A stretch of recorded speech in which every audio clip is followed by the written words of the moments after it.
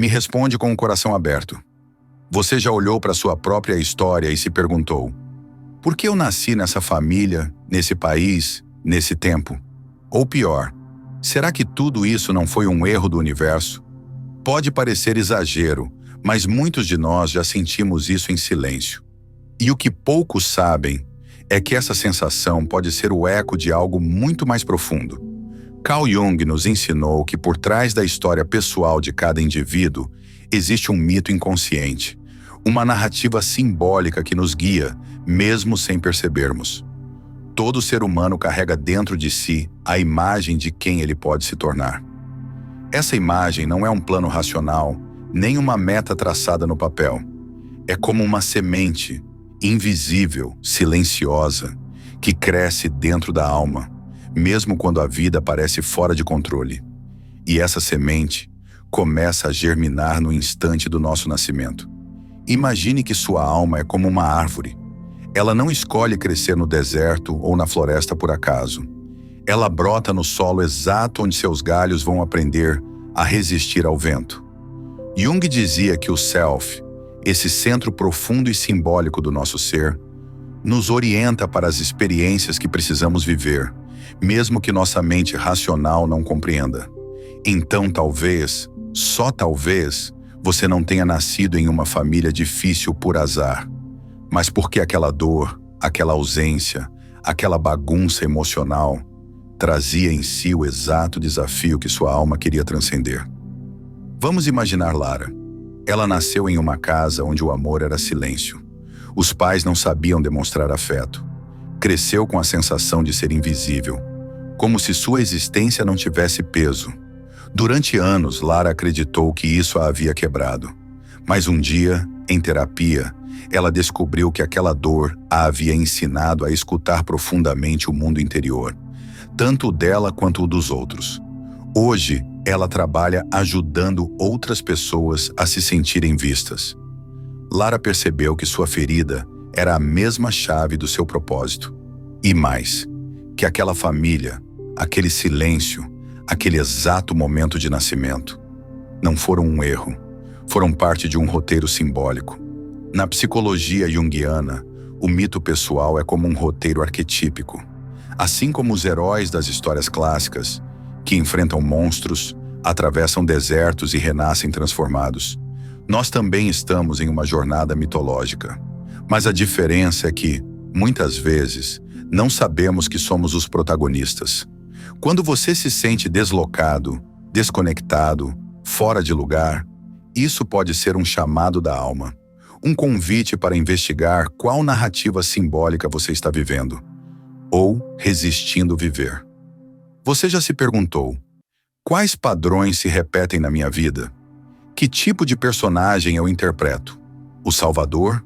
O invisível? O rebelde? Que situações me perseguem como se fossem peças de um quebra-cabeça incompleto? Essas perguntas não são para te aprisionar em explicações, mas para te libertar da ideia de que sua vida não tem sentido. Em muitas tradições espirituais, acredita-se que o momento do nascimento é escolhido, não por acaso, mas por afinidade energética com os desafios da alma. Jung não era esotérico, mas ele sabia do poder simbólico do nascimento. O nascimento de um ser humano não é apenas um evento biológico, mas também um evento psicológico e espiritual. Quando você veio ao mundo, havia certos arquétipos ativos no inconsciente coletivo. Talvez o mundo estivesse vivendo um momento de transformação, ruptura ou apatia. E você nasceu ali com a exata energia oposta para provocar movimento. Ou seja, você pode ter nascido em tempos de sombra porque carrega a luz que esse tempo precisa. Muita gente pensa que propósito é uma profissão de sucesso. Mas na psicologia profunda, propósito é aquilo que nos coloca em contato com o que há de mais verdadeiro em nós. Pode ser criar, cuidar, curar, ensinar, desafiar. Mas sempre vem acompanhado de um certo desconforto, uma sensação de estar indo contra a maré. Porque o propósito não é conforto, é alinhamento. E esse alinhamento começa quando paramos de rejeitar nossa própria história e começamos a olhar para ela como parte de um mito em construção. Feche os olhos por um instante, se puder. Pense na sua infância. Agora pergunte a si mesmo: que sentimentos marcaram meu início de vida? Que desafios pareceram injustos demais para uma criança viver? E se esses desafios tivessem sido o terreno sagrado onde meu mito começou a se escrever? Talvez ali, naquele momento aparentemente errado, tenha começado o seu verdadeiro caminho. A sua história carrega mais sentido do que você imagina, mas para ver esse sentido, é preciso mudar os olhos com que você olha o tempo. Já aconteceu de você pensar em alguém e, de repente, essa pessoa te manda uma mensagem? Ou de você estar passando por um momento difícil e abrir um livro justamente na página que traz uma resposta que você nem sabia que precisava? Talvez você tenha chamado isso de coincidência, mas Jung chamava de sincronicidade. A sincronicidade é uma conexão significativa entre eventos que não têm relação causal, mas que carregam um sentido profundo para quem os vivencia. Ou seja, não é sobre causa e efeito, é sobre propósito e significado. Jung acreditava que quando a alma está pronta para perceber algo, o mundo exterior colabora, como se o universo inteiro estivesse alinhado com a intenção secreta da sua transformação. E o nascimento? Será que pode ser visto como uma sincronicidade? Na visão racional, nascemos por acaso, em uma data determinada por biologia, estatísticas ou até agendas médicas. Mas no plano simbólico, o dia do nosso nascimento pode carregar uma mensagem oculta. É como se a alma escolhesse um momento específico, carregado de determinadas energias arquetípicas, para iniciar sua jornada. Alguns chamam isso de tempo espiritual, outros de tempo simbólico, mas Jung preferia o termo tempo psicológico. O tempo psicológico não segue o relógio, ele não se importa com calendários. Ele se move conforme o ritmo da alma, e às vezes a alma acelera, outras vezes ela atrasa, mas sempre segue um caminho que parece estranho para o ego e perfeito para o self. Quantas vezes você já se sentiu atrasado na vida? Como se todos estivessem avançando e você estivesse parado no mesmo lugar? Mas e se, na verdade, você estivesse exatamente onde deveria estar, só que dentro de um tempo diferente? Enquanto o mundo corre, sua alma pode estar em silêncio, gestando algo invisível. É como uma semente que parece inerte durante o inverno, mas que por dentro já está despertando. Quando chega a primavera, ela floresce, e ninguém imagina o quanto de preparação aconteceu no escuro. A sincronicidade nos lembra disso. O que parece acaso pode ser um aceno do inconsciente, um lembrete de que existe algo maior nos guiando. E se você nasceu em um dia que pareceu errado, e se você cresceu em um tempo que parecia não te entender, talvez você tenha vindo para desafiar justamente esse tempo. Talvez sua existência seja o ponto de ruptura necessário para algo novo surgir. Pensa comigo. Quantos dos grandes transformadores da história nasceram em épocas difíceis, conservadoras, caóticas, e mesmo assim foram sementes de um novo mundo?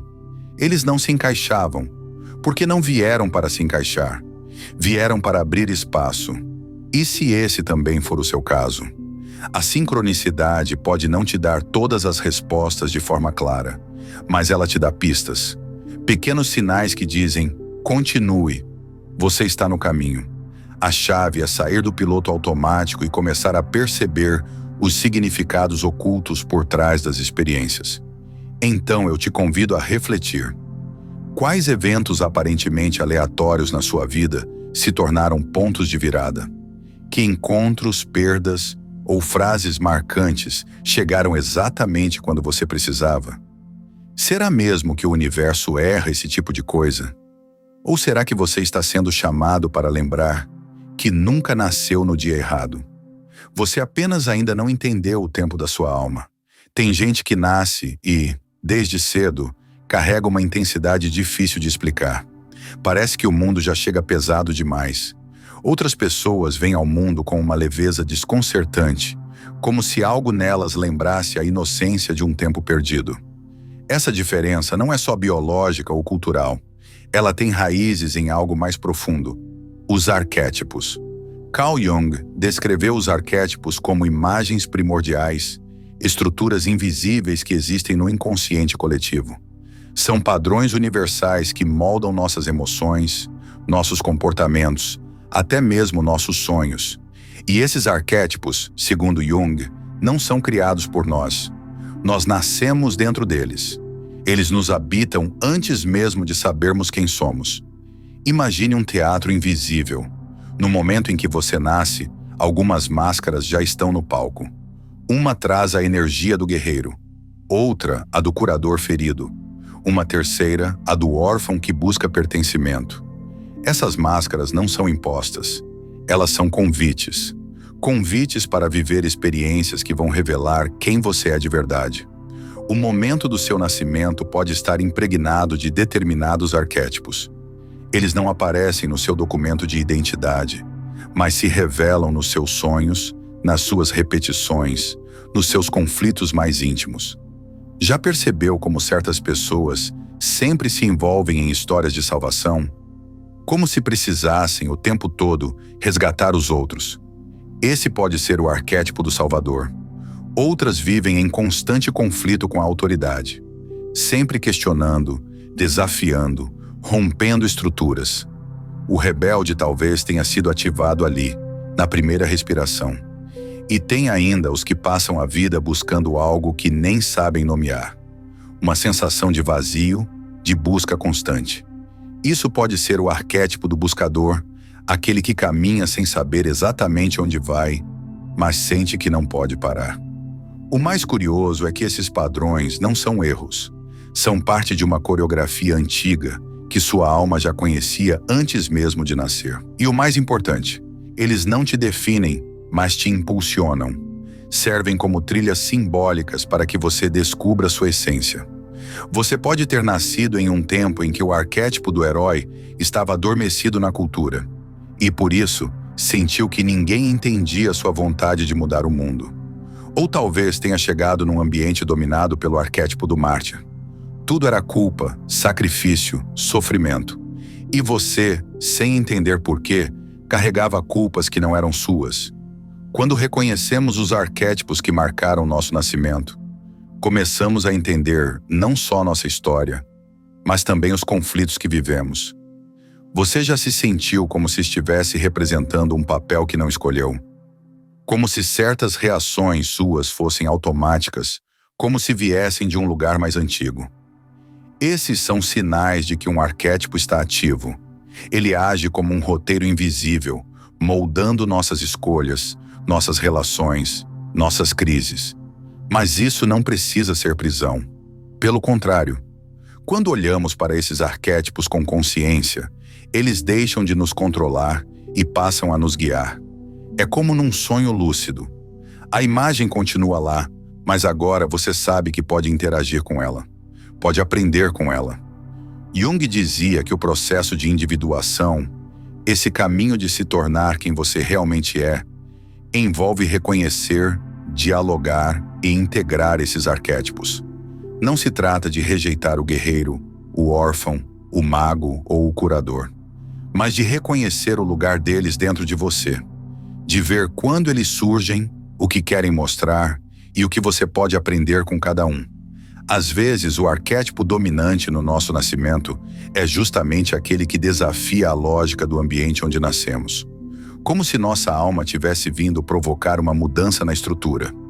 Uma pessoa que nasceu com o arquétipo do visionário, por exemplo, pode ter vindo ao mundo numa família extremamente racional, que não sabia lidar com sentimentos ou imaginação.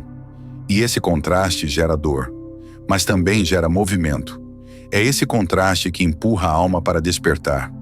Você já sentiu que sua sensibilidade era demais para o lugar onde cresceu? Que sua intensidade emocional incomodava? Que sua vontade de criar, transformar, questionar era sempre interpretada como um problema? Essas sensações podem ser o eco de arquétipos que estavam vivos em você, mas que o mundo ainda não sabia como acolher. E é por isso que tanta gente sente que nasceu no tempo errado. Mas e se você não estivesse atrasado? E se, na verdade, você estivesse carregando o futuro nas costas? Pense nisso. Talvez você não tenha vindo para se adaptar ao mundo que encontrou. Talvez tenha vindo para plantar a semente de um mundo novo. E é justamente por isso que se sente estranho, desajustado, em conflito, porque o arquétipo que te habita ainda não foi totalmente reconhecido lá fora. Mas ele vive, ele pulsa, ele espera. Quando Jung estudava mitos e religiões antigas, ele percebeu que todas traziam variações dos mesmos arquétipos. Sempre havia um herói, uma grande mãe, um sábio, um trickster. Isso porque essas imagens são estruturas da psique humana. Ao reconhecer o arquétipo dominante na sua jornada, você começa a se libertar da ideia de que está sozinho, de que sua dor é única, de que sua confusão é falha pessoal. Você percebe que está vivendo uma história simbólica, uma jornada ancestral que se repete em cada ser humano, com roupas diferentes, mas com a mesma essência. E isso traz sentido. Você deixa de lutar contra o que sente e começa a dançar com o que vive. Então te convido a se perguntar, com honestidade, que tipo de personagem você tem representado sem perceber? Qual é o papel que mais se repete nas suas relações, nos seus conflitos, nos seus sonhos? Que imagem arquetípica parece dominar sua vida? E o que ela quer te ensinar? Esse é o início de uma nova escuta. Uma escuta que não vem da mente, mas da alma. E quanto mais você escuta, mais percebe. Não existe erro. Não existe tempo errado. Existe um chamado. E ele vem de dentro. E se você aprender a ouvir, vai descobrir que já está exatamente onde precisa estar para dar o próximo passo. Quantas vezes você já se pegou pensando que errou tudo? Errei a faculdade. Errei o caminho. Errei a pessoa. Errei a vida. Esse sentimento de erro pode parecer frustração, mas muitas vezes é um disfarce da dor de não estarmos conectados com o que é essencial em nós. Vivemos cercados de expectativas, dos outros, da sociedade, de nós mesmos.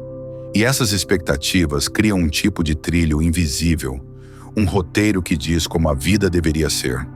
Quando percebemos que não estamos nesse roteiro idealizado, o primeiro impulso é achar que falhamos. Mas e se não foi falha? E se foi chamado?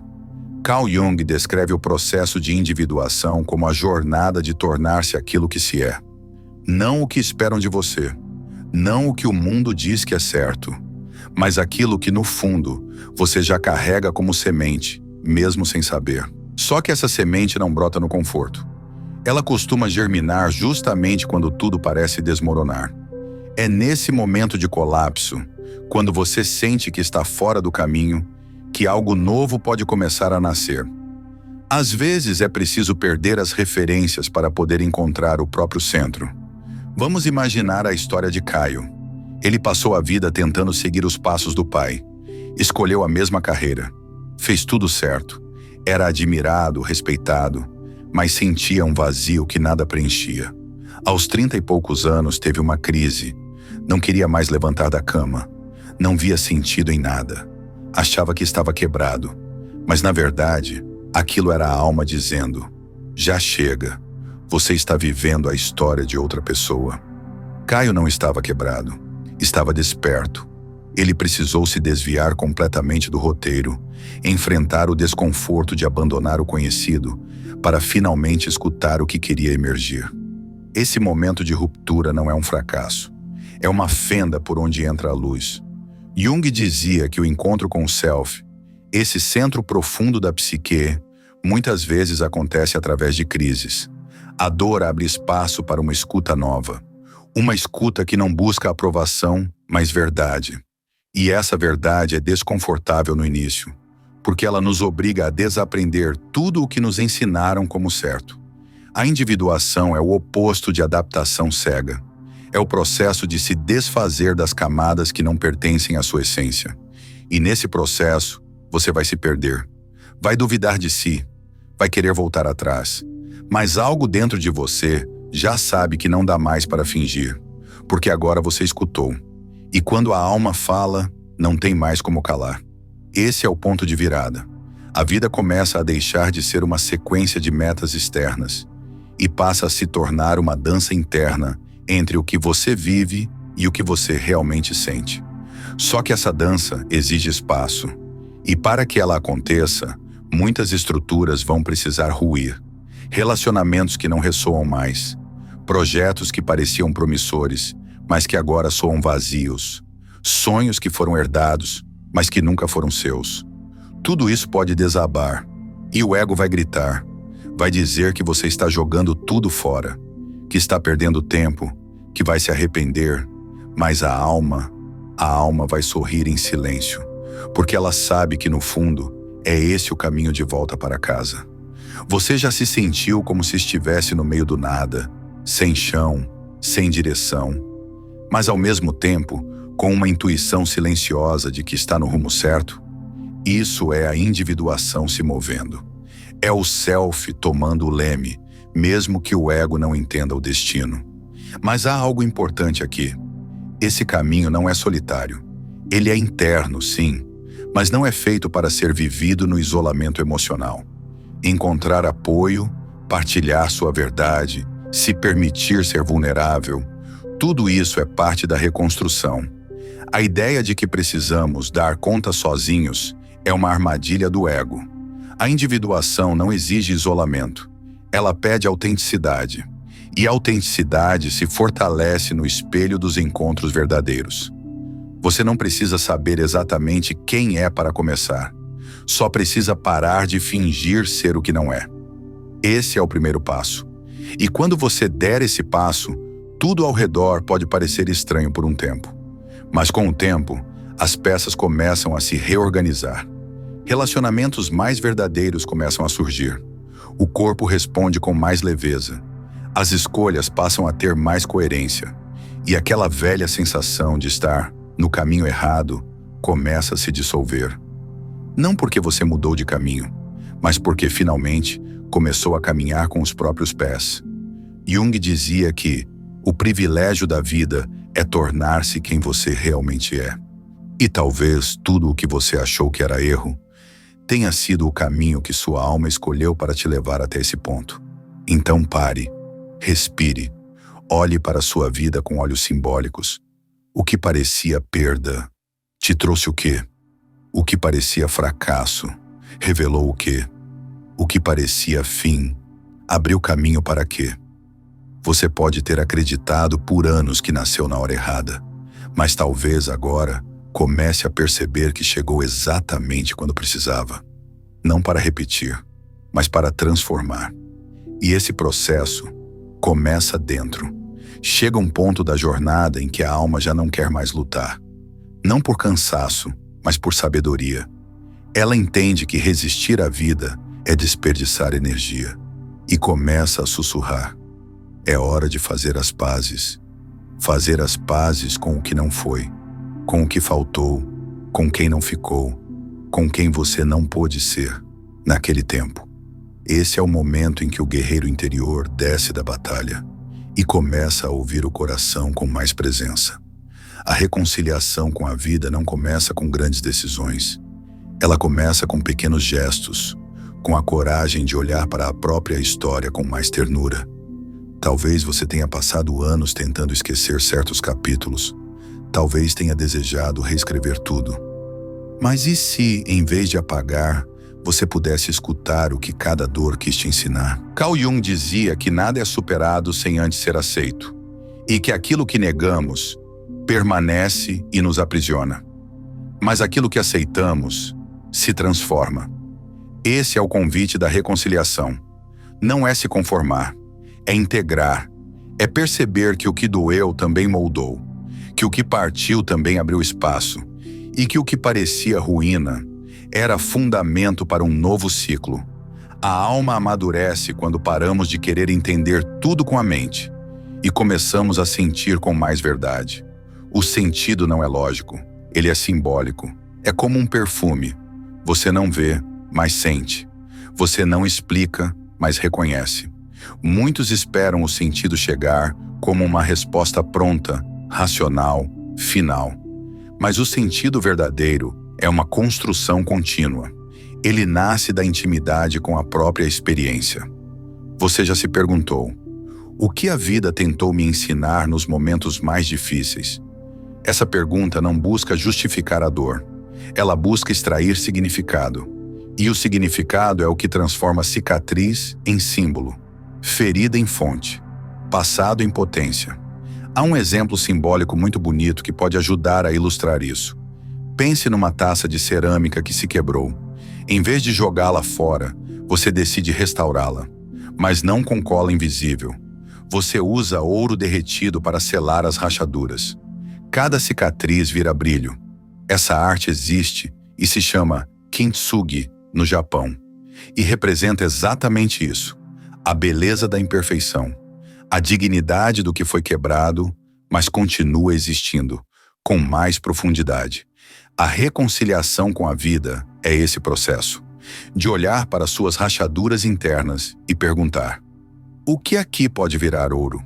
O ouro da consciência, da aceitação, da transformação.